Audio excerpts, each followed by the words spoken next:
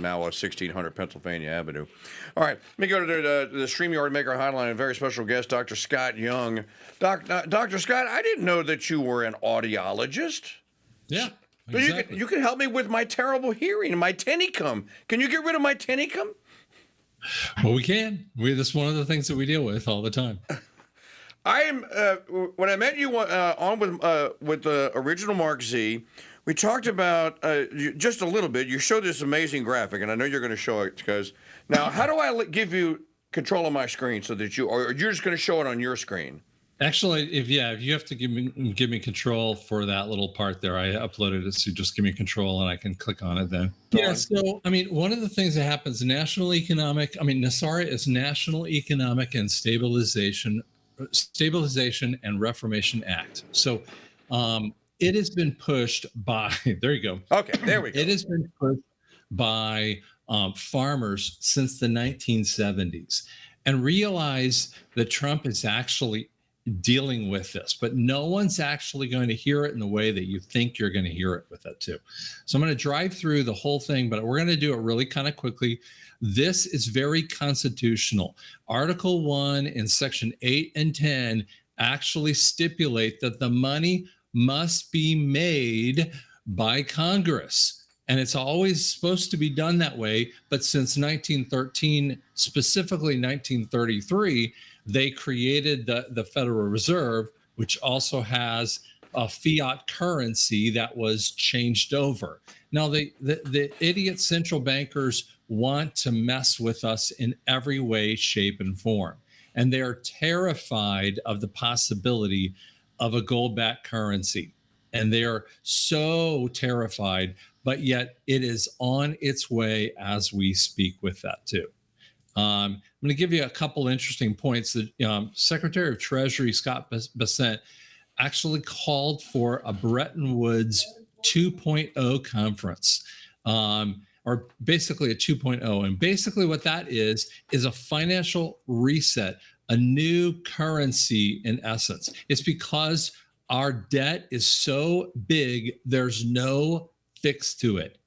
Guys, when you get to a place in your life, and if you've ever been in there and your debt is so big, you have to do something called a bankruptcy. Well, guess what? We're so far past that was me.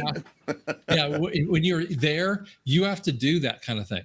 America is so far past the red line. The red line was actually in 2020. And what most people don't realize is that 20% of all the currency ever created was created from 1913 to 2020.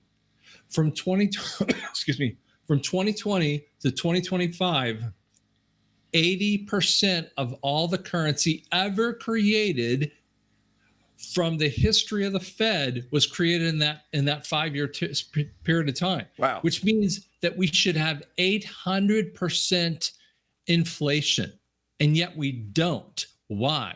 It's because Trump really was in control.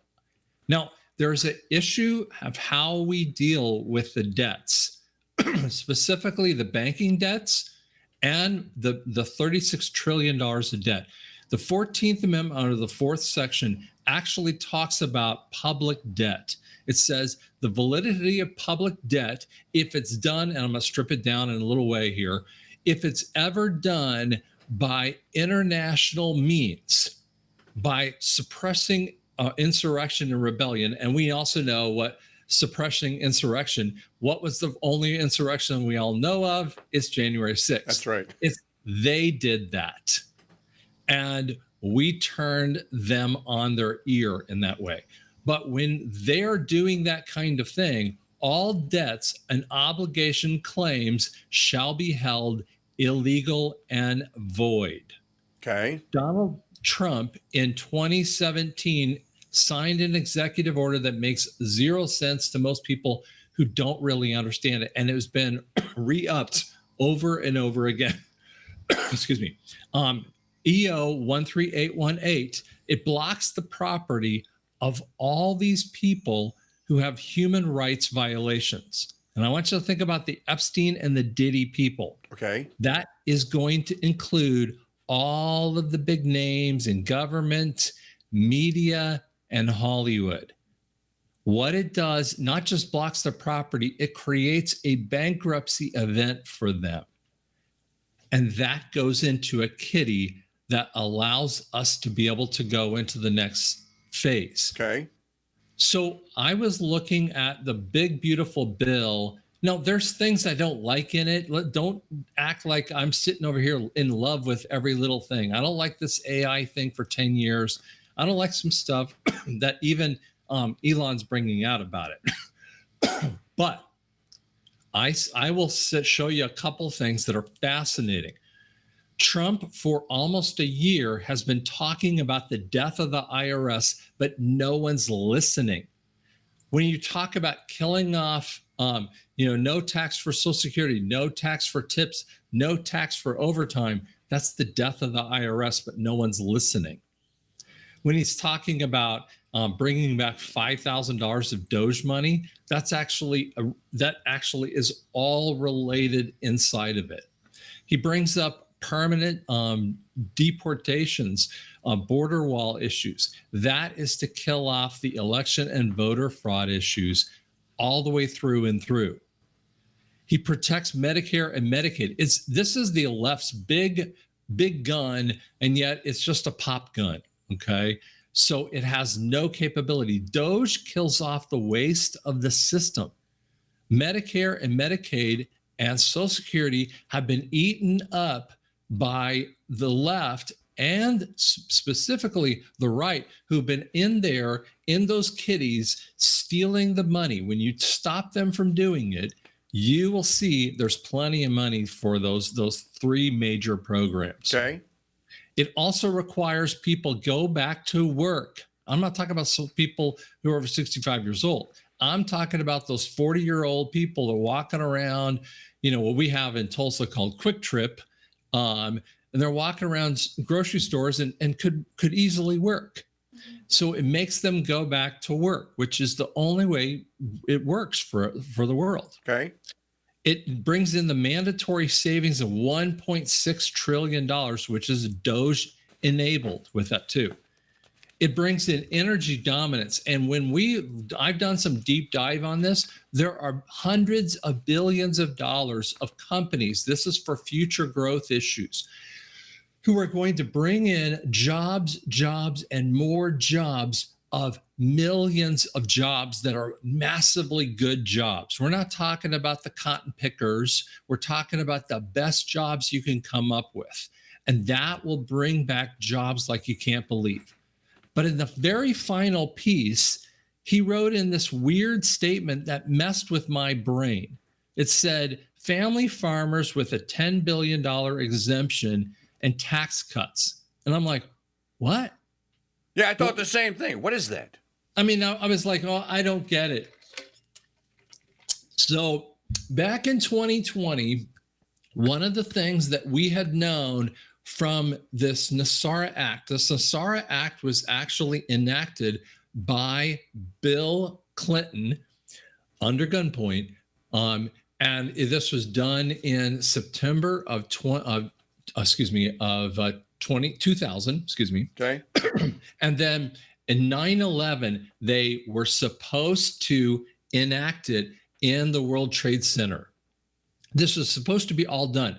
So the good guys, we call them the anti-cabal, and the cabal, the bad guys, actually were going to work together to bring in a gold-backed currency, kill off the IRS, bring back financial freedom for people, have a sovereignty-based system, bring in right elections, all this good stuff, right? And yet Bush and his cronies all took it away by having a false flag of 9/11. This was what they were trying to do. So we knew that 2020 had to come along, the bankruptcy event again. And so we actually knew this was happening. So here's what happened. We knew that there was a little caveat in there of a $10 billion amount to flip us into a gold-backed currency.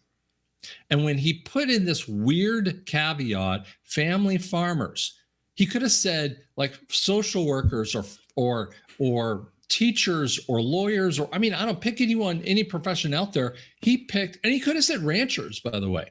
Why did he pick farmers? Yeah. It's because farmers were the one who pushed this particular bill, who had their farms stolen from and then went in to the Fed and had their debts completely wiped out. So what he's talking to in code, and this is what we don't like about sometimes when we talk about Trump, he talks in code, is that he's saying the gold-backed currency is coming, and even says things like golden dome. He puts gold all around the White House. The new golden age. And Yep. I said this the other day, Dr. Scott. I'm like, why does he say the golden dome? Why isn't it a new iron dome or a palladium dome or a titanium dome? Why gold? And I'm with you. I'm going like, he keeps dropping the word gold. He uses it all the time. And here's what happens when you go back to a gold-backed currency. What you do is kill inflation 100%. You bring down prices dramatically when you kill that off. What you also see with the IRS, because they're like kissing cousins, okay? IRS and Fed are kissing cousins. You kill that off, you steal away Congress's way of messing with funds. Because the Congress actually and Senate and all the different capabilities can be run by tariffs. They have been running with tariffs ever since 1913 and before, and they've had a surplus. Trump talked about the surpluses from the 1880s all the way through 1910. That's right. He had a long conversation about it, and yet they are so upset about this. When you look at the Doge information, they are freaking out because they're so worried that he's going to do this, and he is going to do this. Okay. So Massie, actually, I'm going to show you this one here. We'll do this kind of quickly because I don't want to take all of your time here.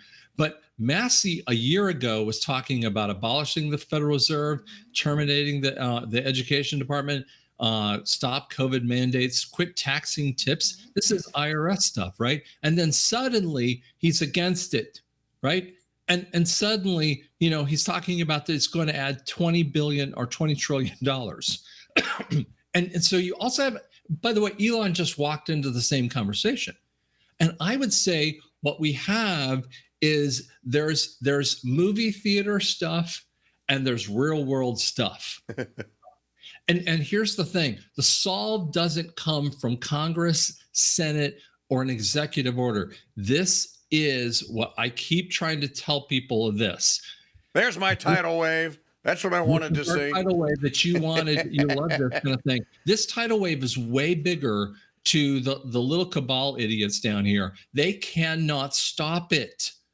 The military is the only way. And I keep kind of saying the situation.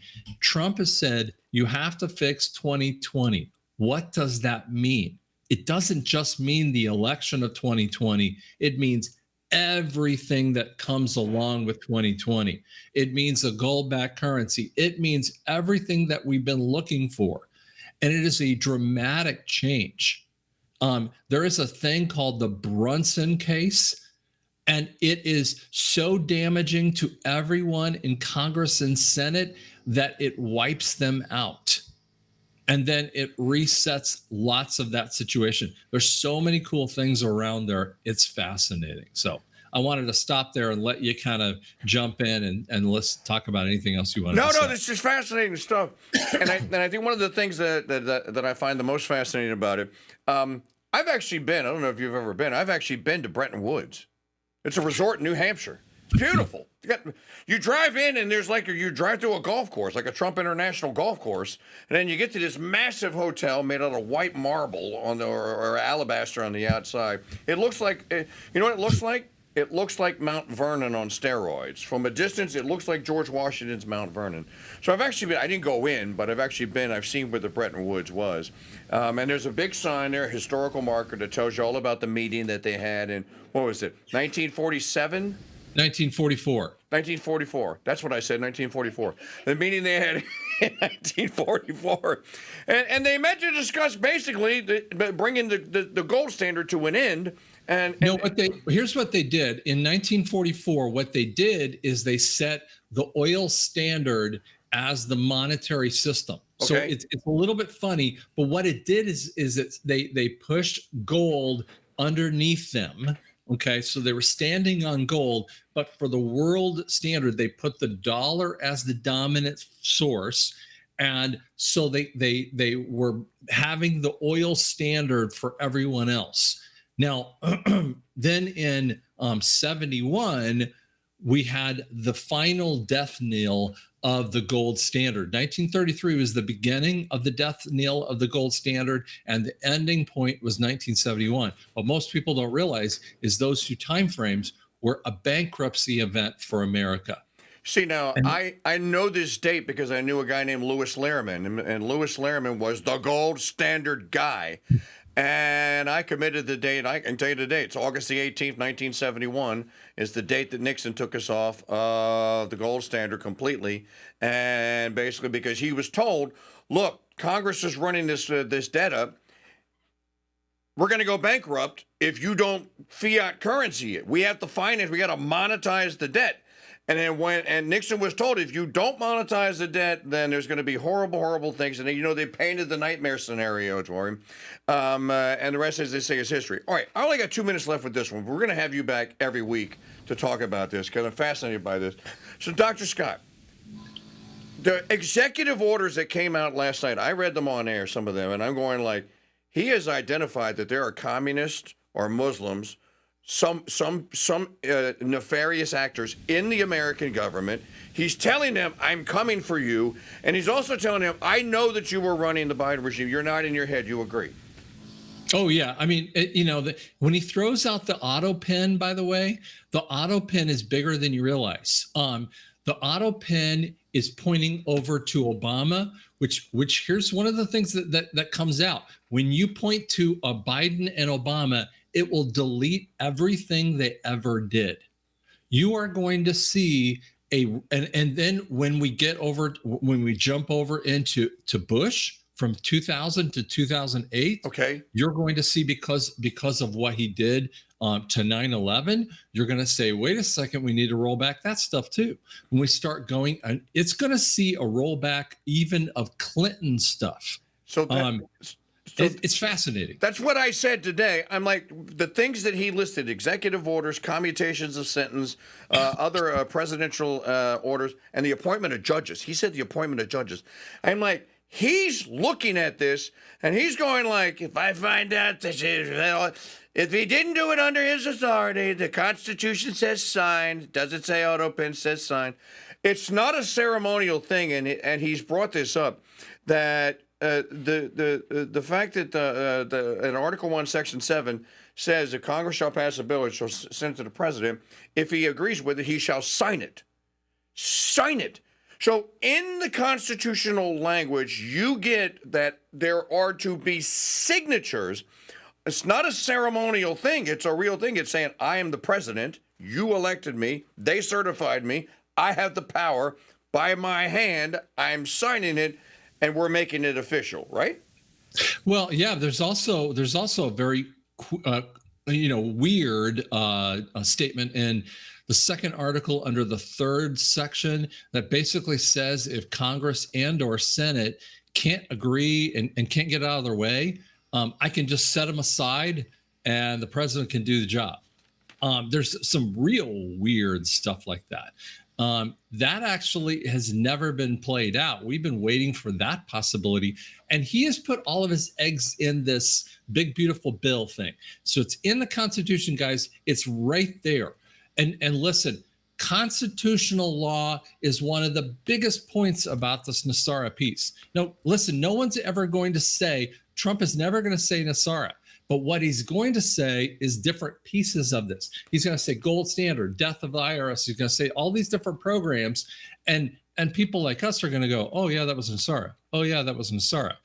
It's because guess what? I don't even care. I care that those things go forward and the idiots are out. Maggie, quickly, in our chat room, who was the one, is it Kaiser? Who has been talking about that it was Obama that we learned about the auto pen? It was Obama that would boast and brag that he was on the golf course. I was playing golf. I didn't sign anything. Obama basically told you. One of our chatters in here has been talking about this since Trump started talking about the auto pen. This isn't limited to Biden. This goes all the way back to Obama. You're telling me that they had an auto pen for Bush, and then well, no, I mean, I think what would happen. Here's what occurred at 9/10 of 2011. So let me just, or excuse me, 2001. What Poppy Bush, see, really the president or the vice president has to be in the Oval Office at any one point in time. I mean, you got to have someone there, right? But 9/10, they were both out of office. Dick and W were out of office. Who's in office? Poppy Bush. Poppy Bush came in and wrote out the NESARA Act, which invalidates most of his presidency. Dr. Scott, hang on. We're going to sign off on YouTube in a minute, but I have to sign off on the radio because we're on a hard sync. Folks, tomorrow's Free Phone Friday. We'll see you tomorrow at 6 a.m. tomorrow morning. Remember to go to the website at crusadechannel.com/chat so you can chat, and to sign up for a Founders Pass membership, crusadechannel.com/join. Okay, so the radio part's over, so I didn't want to cut you off in mid-sentence. You're saying that George H.W. Bush is in charge. Okay, so President Bush is at a school. Poppy Bush came in on 9/10, signed off and killed the NESARA bill that was in place. At the exact same time frame, Rumsfeld announces that they lost $3.1 trillion in the Pentagon. Okay. Like, no one pays any attention to those two things. What was the $3.1 trillion? That was the money to move us in to the new financial system. So they stole the money out of probably Building 1 or Building 7, whichever one it was, and they took the computer. They blew up the computer system. Poppy Bush did it. W is sitting there going, okay, great, do it. Which he allowed a non-president, his daddy, ex-president, to run a situation which would invalidate him fully. Wow. I've never even talked about it, but something we really should actually explore. We absolutely should. All right. I got to go because I have a meeting to get to, but this has been great. We need to make you the Thursday regular if you can make it. Dr. Scott, you can download your report on your website. What's the website? Yes, drscottyoung.com. drscottyoung.com. You can download the NESARA, the CESRA, and the NESARA report, right? Yep. You can download like the QFS definitions and a whole bunch of other things too. Okay, so we'll have you back. Let's do this because I want to learn more about this, and I'm sure between now and then things are going to progress. So, folks, I'm going to go ahead and sign off and tell you thanks for watching. Thanks, Dr. Scott, for being our great guest. Visit his website, download the report, and we'll see you tomorrow for Free Phone Friday here on the Mike Church Show. God bless you, and Mary keep you.